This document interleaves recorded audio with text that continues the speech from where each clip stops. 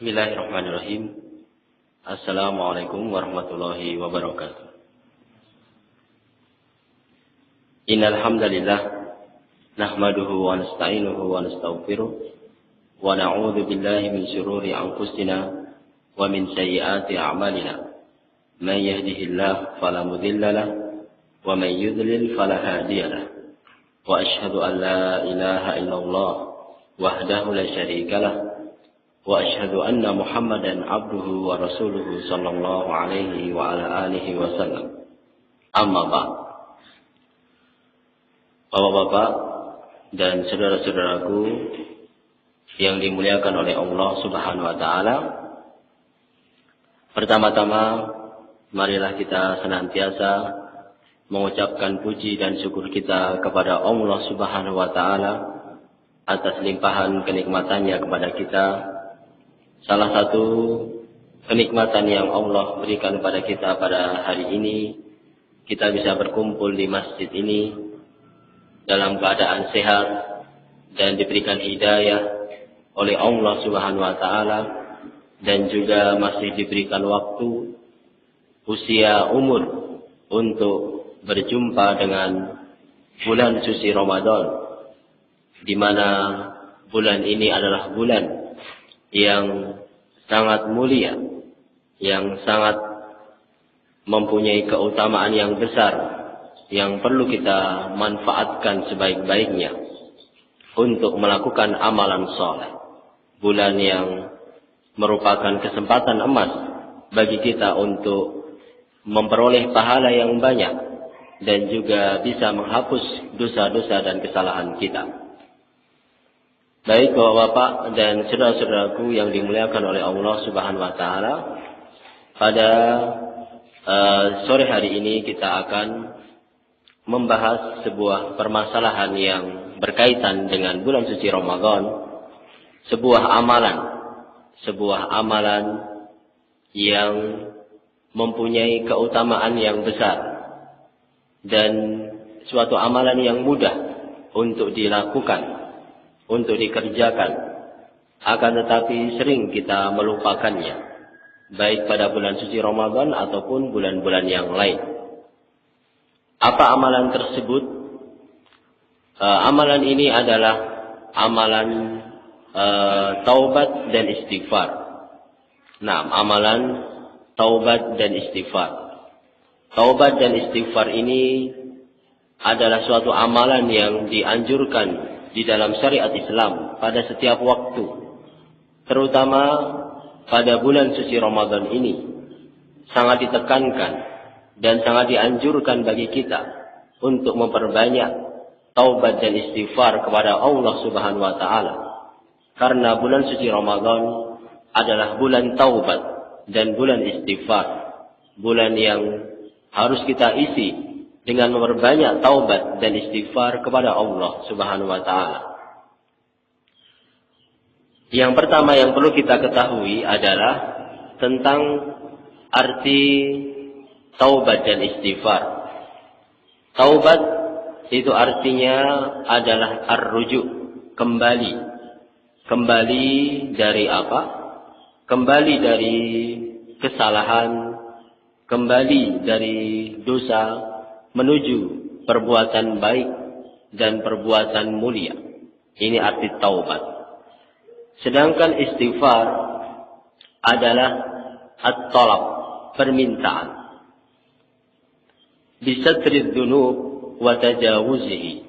Permintaan kita kepada Allah Subhanahu wa taala untuk menutup dosa dan kesalahan kita dan mengampuninya. Nah, jadi istighfar itu adalah permintaan kita kepada Allah meliputi dua. Yang pertama, agar kesalahan dan dosa-dosa kita tertutup dari orang lain. Karena dosa itu mempunyai efek negatif, pengaruh yang jelek bagi tubuh kita, bagi diri kita, bagi kehormatan kita. Nah, kita meminta kepada Allah agar dosa-dosa kita ditutup, tidak sampai diketahui, terbuka, terbongkar oleh orang lain. Karena ini suatu hal yang sangat buruk dan memalukan kalau sampai ada kesalahan dan dosa kita diketahui oleh orang lain. Nah, istighfar kita mohon kepada Allah agar dosa kita ditutup dan juga diampuni.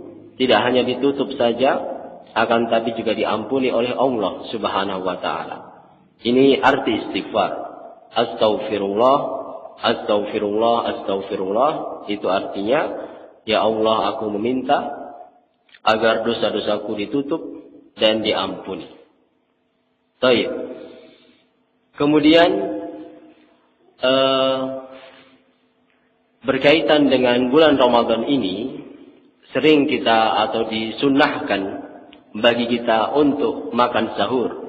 Nah, untuk makan sahur, maka waktu yang terbaik untuk kita istighfar kepada Allah pun pada waktu sahur.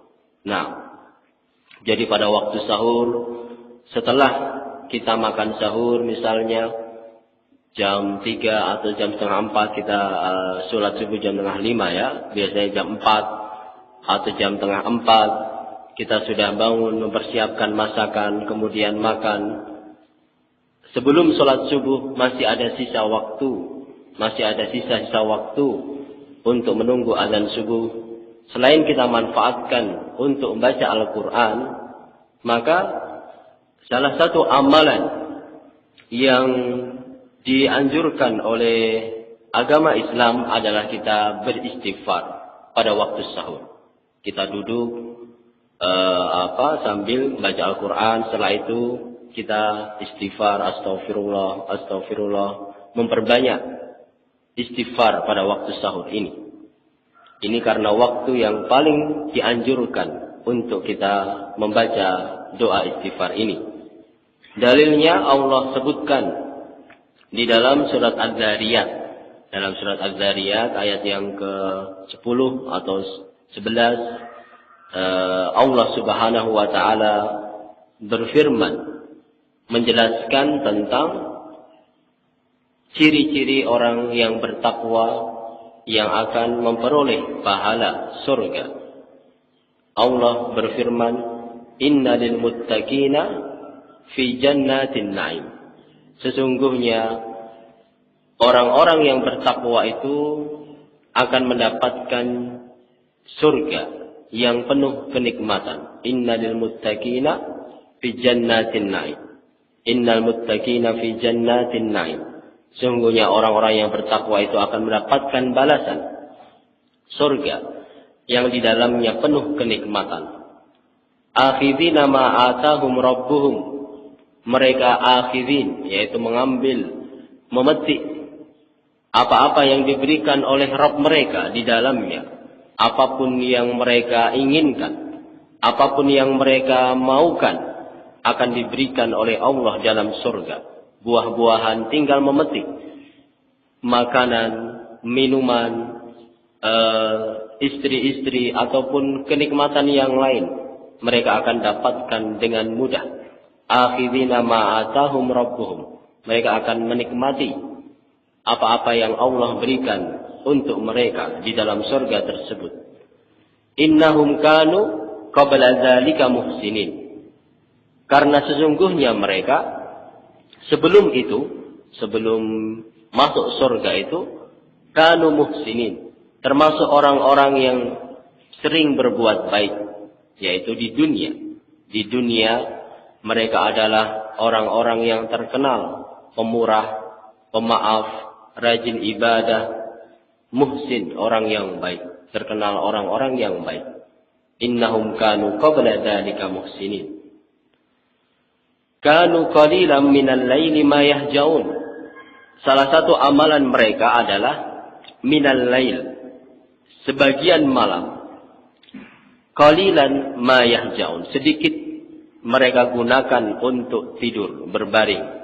Nah, ini salah satu ciri penduduk surga adalah ihsan, sering berbuat baik kepada sama manusia, kepada orang-orang yang lemah, membutuhkan. Nah, kemudian yang kedua adalah cirinya qalilan minal laili ma yahjaun. Sedikit waktu yang mereka gunakan untuk istirahat atau tidur.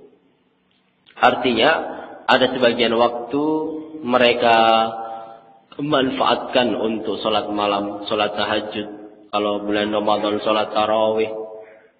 Nah, kanu qalilan minal laili ma yahjaun. Nah, sedikit dari malam mereka gunakan untuk tidur. Kemudian wabil ashari hum yastaghfirun. Kemudian pada waktu sahur mereka sering dan banyak istighfar kepada Allah Subhanahu wa taala. Nah, jadi dianjurkan kepada kita kalau sholat malam pada sepertiga malam yang terakhir waktu terbaik. Kemudian masih ada sisa waktu kita gunakan untuk istighfar, duduk menunggu sholat subuh dengan kita membaca astagfirullah, astagfirullah. Ini ciri orang-orang yang bertakwa, yang dijanjikan oleh Allah Subhanahu wa taala mendapatkan surga yang penuh kenikmatan. Nah, syahid atau intinya adalah bahwa salah satu waktu yang dianjurkan yang terbaik untuk istighfar adalah pada waktu sahur tadi. Nah, walaupun juga pada waktu-waktu lain itu dianjurkan, diperbolehkan pula. Tapi waktu yang terbaik, ini waktu yang paling terbaik dan paling sangat dianjurkan adalah pada waktu sahur ini. Dalam keadaan tenang, dalam keadaan sunyi, tidak ada orang yang melihat kita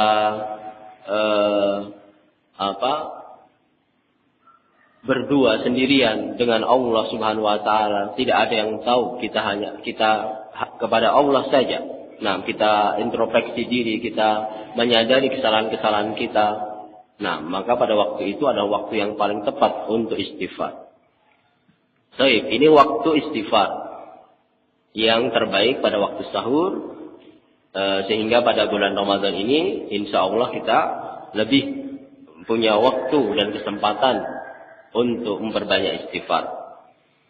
Kemudian yang selanjutnya adalah apa keutamaan istighfar atau apa yang bisa kita dapatkan dengan kita memperbanyak istighfar ini. Dikisahkan atau Allah Subhanahu wa taala ceritakan di dalam surat Nuh ayat yang ke-11. Dalam surat Nuh ayat yang ke-11, nanti bisa dilihat di rumah, dibaca artinya, tafsirnya. Allah Subhanahu wa taala berfirman menceritakan kisah Nabi Nuh yang berdakwah kepada umatnya. Nabi Nuh berkata, "Faqultu astaghfiru rabbakum innahu kana ghaffara yursilis samaa'a 'alaikum midrara wa yumdidukum bi amwalin wa banina wa yaj'al lakum jannatin wa yaj'al lakum anhara." Baik, yang artinya faqultu astaghfiru rabbakum, maka aku katakan kepada umatku, perbanyaklah istighfar kepada Rabb kalian. Innahu, sesungguhnya Rabb kalian itu Ghaffar, Maha Pemaaf, Maha Pengampun, Maha memaafkan seluruh dosa. Walaupun dosa-dosa yang kalian lakukan itu dosa kesyirikan, dosa kekafiran, walaupun dosa kalian itu banyak, sebanyak lautan atau air di dalam lautan, maka Allah akan mengampuninya. Faqultu astaghfiru rabbakum innahu kana ghaffara. Aku katakan kepada mereka, perbanyaklah istighfar. Dengan istighfar itu, manfaatnya yang pertama adalah innahu kana ghaffara. Apa? Allah akan memaafkan dosa dan kesalahan-kesalahan kita, semuanya. Nah, semua dosa dan kesalahan kita akan dimaafkan oleh Allah Subhanahu wa taala dengan kita istighfar dan taubat kepada Allah Subhanahu wa taala. Kemudian manfaat yang kedua adalah yursilis samaa'a 'alaikum midrara. Allah akan menurunkan kepada kalian dari atas langit itu hujan yang lebat. Nah, dengan kita banyak taubat dan istighfar. Allah akan menurunkan dari atas langit hujan. Hujan itu sebagai pertanda kesuburan, kenikmatan, rezeki. Nah, hujan itu sebagai tanda rezeki. Dengan adanya hujan akan tumbuh padi, akan tumbuh tanaman-tanaman, kebun-kebun akan subur. Nah, sehingga perdagangan pun akan lancar, semua usaha juga akan lancar dengan adanya hujan yang menumbuhkan tanaman. Nah, hujan ini sebagai kelancaran rezeki, banyaknya kenikmatan dan kesuburan. Nah, yursilis samaa alaikum midrar wa yumdidukum bi amwal wa banin.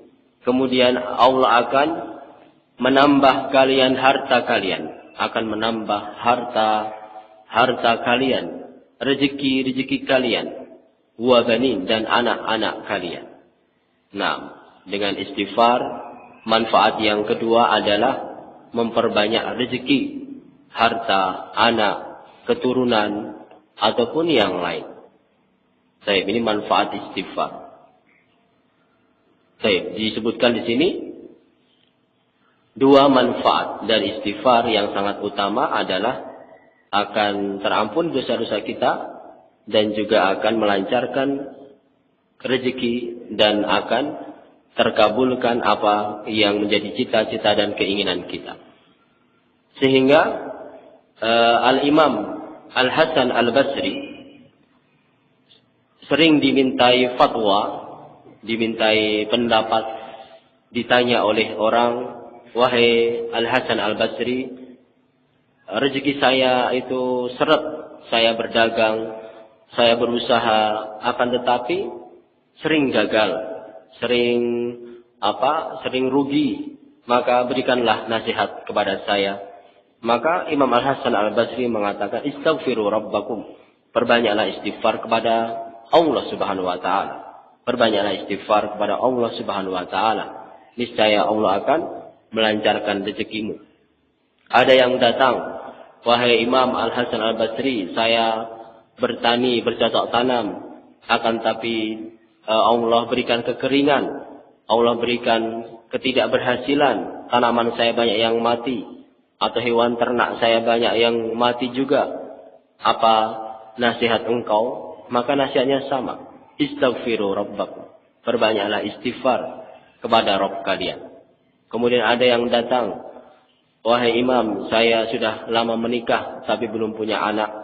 Apa nasihatmu? Apa petunjukmu? Maka istaghfiru rabbakum. Perbanyaklah istighfar kepada Allah Subhanahu wa taala. Nah, dari ayat ini Imam Al-Hasan Al-Basri mengambil kesimpulan hukum bahwa dengan istighfar ini akan mempunyai peranan, mempunyai manfaat yang besar di dalam kehidupan seseorang, yaitu akan melancarkan rezekinya, menambah rezekinya, dan juga akan terhilangnya atau terhapusnya dosa-dosanya. Nah, ini manfaat-manfaat yang bisa kita ambil dari amalan istighfar kepada Allah Subhanahu wa taala. Kemudian yang perlu kita ketahui pula dalam permasalahan istighfar ini adalah bahwa istighfar kepada Allah Subhanahu wa taala itu tidak hanya kita lakukan pada waktu kita dosa atau bersalah. Ini yang sering kita salah paham atau sering kita lakukan. Kita istighfar, taubat itu kalau pas habis dosa, habis berbuat maksiat, kemudian kita menyesal, habis berbuat dosa kita menyesal, baru kita istighfar, baru kita taubat kepada Allah. Nah, tapi kalau kita sedang senang, kita sedang mendapatkan nikmat, kita lupa dan kita tidak mengucapkan dan tidak memperbanyak taubat dan istighfar. Ini suatu yang salah. Karena yang benar bahwa taubat dan istighfar ini dilakukan kapan saja, setiap waktu, setiap saat. Nah, dan terutama pada waktu sahur tadi ditekankan sekali. Dalilnya apa? Atau apa buktinya yang menunjukkan hal tersebut adalah firman Allah Subhanahu wa taala di dalam atau sabda Nabi sallallahu alaihi wasallam di dalam hadis yang diriwayatkan oleh Imam Muslim. Rasulullah sallallahu alaihi wasallam bersabda, "Wallah, inni la astaghfirullah wa atubu ilaihi fi kulli yaumi mi'ata marrah." Nah, beliau bersabda, demi Allah, sesungguhnya saya, yaitu Nabi Muhammad SAW, saya senantiasa istighfar kepada Allah Subhanahu wa taala dan taubat kepadanya setiap hari itu 100 kali. Nah, setiap hari beliau Rasulullah SAW senantiasa baca istighfar dan taubat 100 kali. Nah, padahal Rasulullah SAW itu adalah seseorang yang maksum terjaga dari dosa. Allah senantiasa menjaga beliau dari dosa-dosa. Nah, dan terampuni dosa-dosanya yang telah lalu dan yang akan datang. Sudah Allah jamin diampuni. Nah, beliau saja yang keadaannya seperti itu setiap hari 100 kali. Maka bagi kita sebagai manusia biasa, bukan nabi, tidak ada yang menjaga kita dari dosa dan kesalahan. Tidak ada yang menjamin pengampunan kepada kita dosa-dosa kita yang telah lalu ataupun yang akan datang. Maka tentu saja kita lebih pantas untuk memperbanyak istighfar ini daripada Nabi. Kalau Nabi 100, maka kita seharusnya lebih banyak dari beliau. Karena dosa kita lebih banyak. Kesalahan kita lebih banyak. Dan juga tidak ada yang menjamin akan pengampunan bagi dosa-dosa dan kesalahan kita. Nah, ini yang perlu kita pahami. Bahwa hendaklah kita memperbanyak istighfar setiap saat, setiap hari. Bahkan Allah Subhanahu wa taala memerintahkan kepada Nabi Muhammad sallallahu alaihi wasallam untuk beristighfar kepada Allah dalam keadaan beliau sudah berhasil dan berada di puncak kesuksesan, puncak keberhasilan.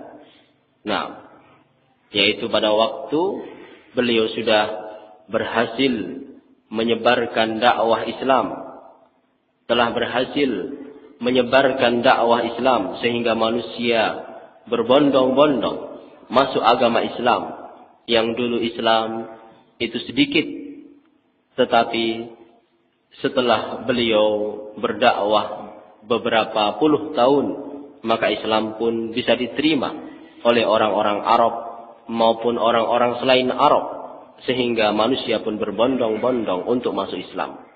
Apa yang Allah perintahkan kepada nabinya setelah beliau berhasil mencapai puncak kesuksesan tersebut, salah satu perintahnya adalah istighfar kepada Allah Subhanahu wa taala. Seperti yang Allah Subhanahu wa taala jelaskan di dalam surat Al-Fath. Kita sudah hafal surat Al-Fath yang pendek, yang insya Allah kita semuanya menghafal. Allah Subhanahu wa taala berfirman, "Idza jaa nasrullahi wal fath wa ra'aitana yadkhuluna fi dinillahi afwaja fasabbih bihamdi rabbika wastaghfir." Nah, innahu kana tawwaba. Nah, yang artinya idza jaa nasrullahi wal fath, jika telah datang kepada engkau wahai Muhammad pertolongan Allah dan kemenangan. Jika telah datang pertolongan Allah dan kemenangan, yaitu pada waktu Rasulullah SAW berhasil menaklukkan kota Mekah, telah berhasil menguasai kota Mekah, berhasil menguasai Ka'bah yang dulunya dikuasai oleh orang-orang musyrik, kafir Quraisy. Dulunya Rasulullah diusir dari kota Mekah dalam keadaan yang dihinakan oleh mereka. Akan tetapi beberapa puluh tahun kemudian Rasulullah sallallahu alaihi wasallam berhasil menguasai kota Mekah, berhasil menguasai Ka'bah dengan kemuliaan, dengan kemuliaan, dan mereka tunduk di bawah perintah Rasulullah sallallahu alaihi wasallam.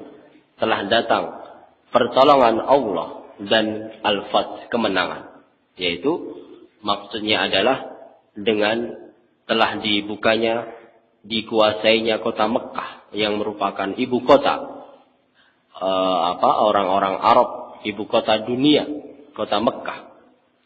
Baik. Wa ra'aita nas yadkhuluna fi dinillahi afwaja. Dan engkau melihat manusia yadkhulun, masuk, fi dinillah, masuk ke dalam agama Allah, afwaja, dengan berbondong-bondong. Nah, setelah dibukanya kota Mekah, tidak ada intimidasi, tidak ada ancaman oleh orang-orang kafir Quraisy. Manusia berbondong-bondong masuk Islam. Nah, ribuan, puluhan ribu masuk Islam. Setelah mereka takut masuk Islam, merasa hina, merasa takut, merasa tersiksa, maka pada hari itu seluruh manusia atau ribuan manusia berbondong-bondong datang kepada Nabi untuk menyatakan syahadat la ilaha illallah. Nah, engkau melihat manusia sudah menerima agama Allah. Baik, wa ra'aita nas yadkhuluna fi dinillahi afwaja. Maka apa yang kamu lakukan wahai Muhammad? Apa yang kamu kerjakan? Apakah kamu berbangga-bangga, bersombong-sombong, bergembira dengan hasil yang kamu usahakan? Tidak. Tetapi Allah memerintahkan, fasabbih bihamdi rabbika, maka pujilah Allah.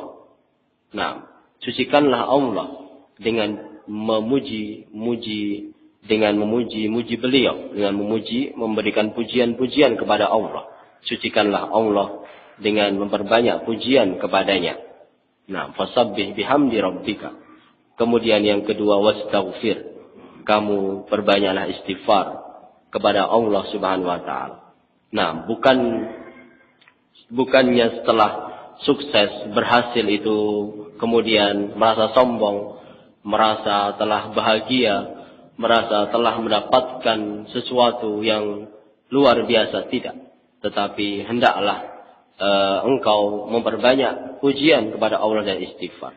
Nah, maka seperti inilah yang perlu kita lakukan pula pada waktu kita mencapai kebahagiaan, mencapai kesuksesan, mencapai puncak apa yang kita inginkan.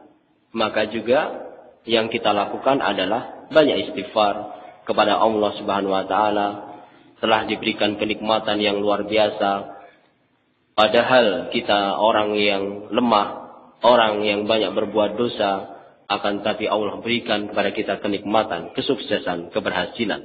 Maka kita hendaklah memperbanyak istighfar kepada Allah Subhanahu wa taala seperti yang Allah perintahkan kepada nabinya pada waktu beliau sudah mencapai puncak kesuksesan dan keberhasilan di dalam menyebarkan dakwah Islam. Nah, seperti inilah yang perlu kita sadari, saudara-saudaraku, yaitu tentang permasalahan istighfar kepada Allah Subhanahu wa taala. Ini merupakan salah satu amalan yang mulia, yang besar dan yang mudah, tapi sering kita lalaikan. Marilah kita isi bulan suci Ramadan ini dengan melakukan amalan-amalan soleh. Salah satunya adalah kita memperbanyak istighfar kepada Allah Subhanahu wa taala.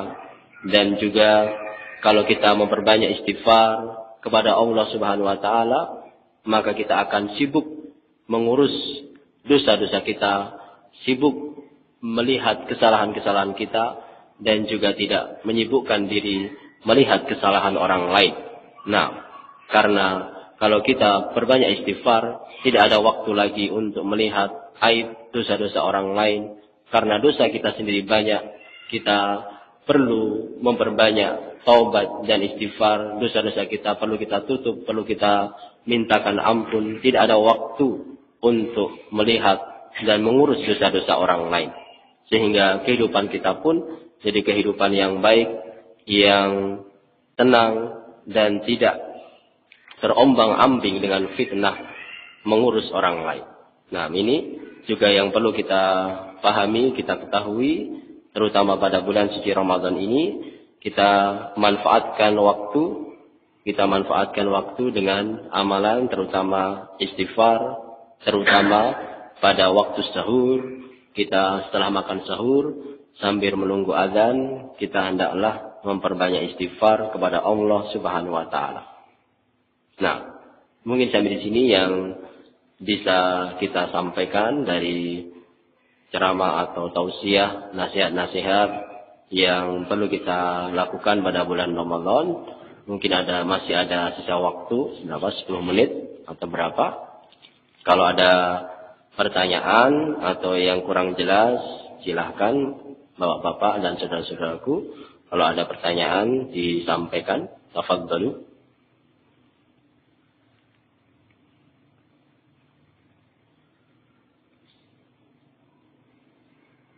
Jam berapa Abu Aziz? Sini azannya. Jam berapa azannya? Azan maghrib jam berapa?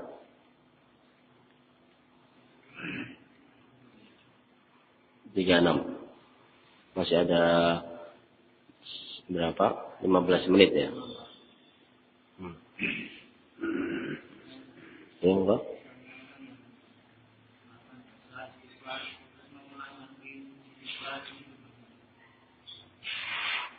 Seorang melakukan dosa, kemudian dia istighfar kepada Allah Subhanahu wa taala. Nah, baik. Ada perbedaan ya antara taubat dan istighfar. Kalau taubat itu lebih luas. Taubat itu artinya seseorang dia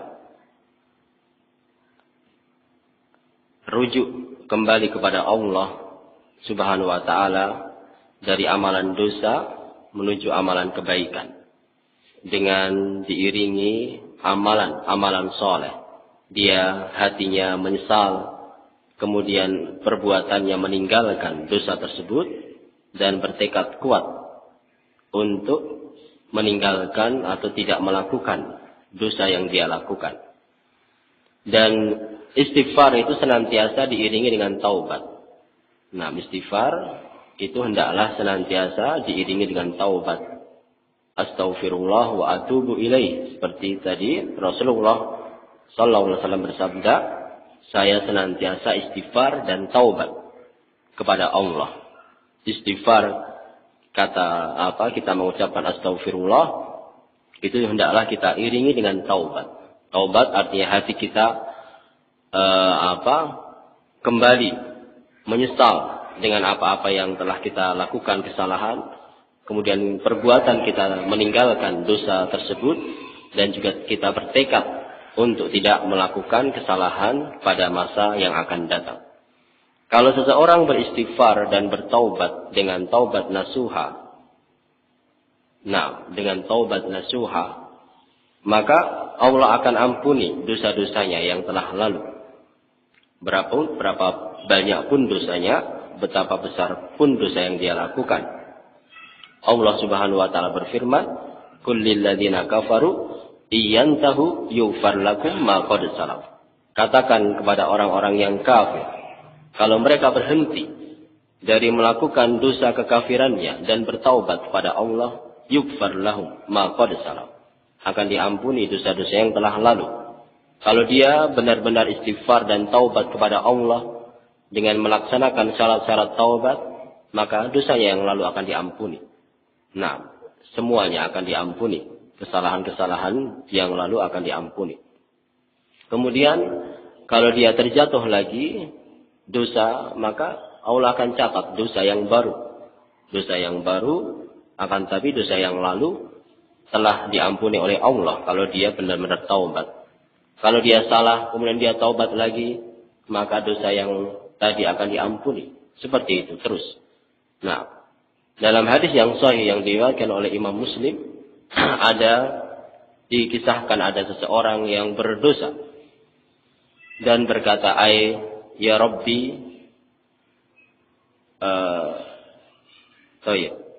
wahai Rabbku, saya telah melakukan dosa, maka ampunilah dosaku.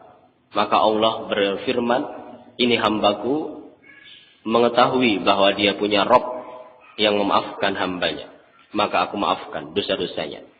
Kemudian dia jatuh ke dalam kesalahan lagi, kemudian dia bertobat lagi, Allah ampuni. Berulang-ulang seperti itu.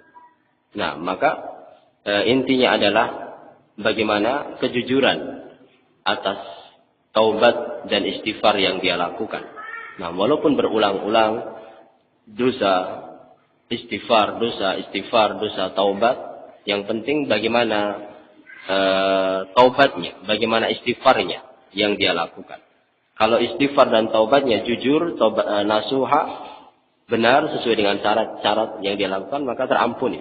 Walaupun dia melakukan dosa berulang-ulang.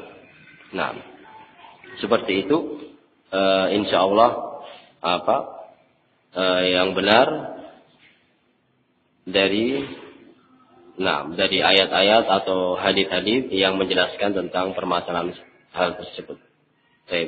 Jadi intinya adalah bagaimana taubat dan istighfarnya yang dia lakukan. Kalau dia taubatnya hanya sekedar lisan saja, tidak ada tekad kuat untuk meninggalkan perbuatan yang akan datang, maka juga Allah tidak akan maafkan. Karena syarat taubat adalah al-azm, bertekad kuat untuk tidak melakukannya lagi. Nah, kalau dia sudah berusaha, bertekad kuat untuk tidak melakukan lagi, maka Allah ampuni. Walaupun mungkin dia terjatuh lagi, tapi yang telah lalu Allah sudah ampuni dosa-dosanya. Nah, seperti itu. Wallahu ta'ala bishawab. Baik.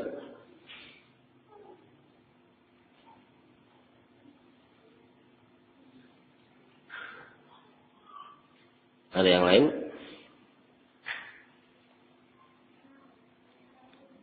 Baiklah, tinggal 10 menit kita gunakan untuk persiapan buka puasa. Kita tutup dengan doa kafaratul majlis. Subhanakallahumma wa bihamdika asyhadu an la ilaha illa anta astaghfiruka wa atubu ilaik.